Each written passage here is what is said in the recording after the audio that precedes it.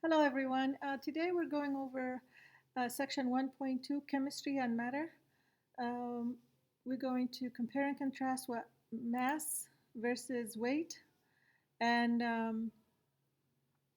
we're going to go over macro versus microscopic when describing matter, and then branches of chemistry is the last one. And there are three terms. You have a focus for the day, which is weight and matter, which is focus number two. Do you think the astronaut would weigh more or less or the same on the moon versus Earth?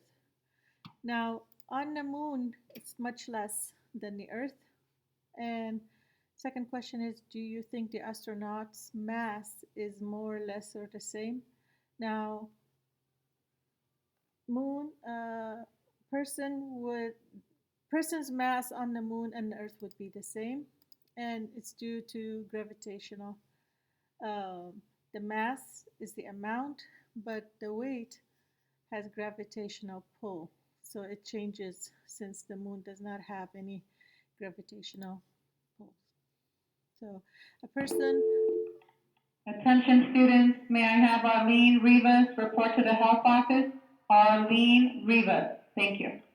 a person on the moon would weigh 1/6 the amount of the weight of a person on Earth. Okay, the first term is chemistry, and the chemistry is a study of matter. And matter is anything that has mass and takes up space. So a book, a building, a person, uh, anything that has a mass and takes up space is a matter. Now, the mass is the amount of matter. So in the lab, when you use a scale and we want to measure the grams of salt, that's whatever you're given on the scale. That's the amount of matter. Now, the weight is the mass plus gravitational. So the weight that on the scale is impacted by the gravitational pull, or gravitational forces. And we said that a person on the moon would weigh 1/6 of a person on Earth.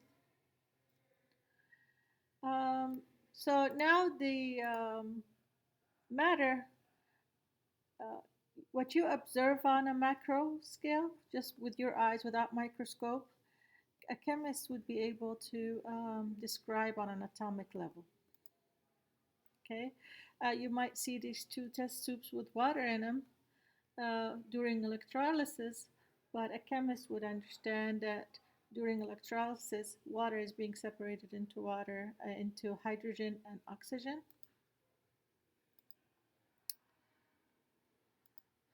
Okay, and also chemists provide a model, a visual model, um, to explain, um to have a better understanding on the atomic level. So we can have models like these, see central atom versus outer atoms, or we can analyze experiment data using graphs and charts. Now there are different branches. I'm not going to go over them, but I'm going to go over organic. It has most carbon, so it has carbon in it. And that in the field, it would be pharmaceutical and plastics.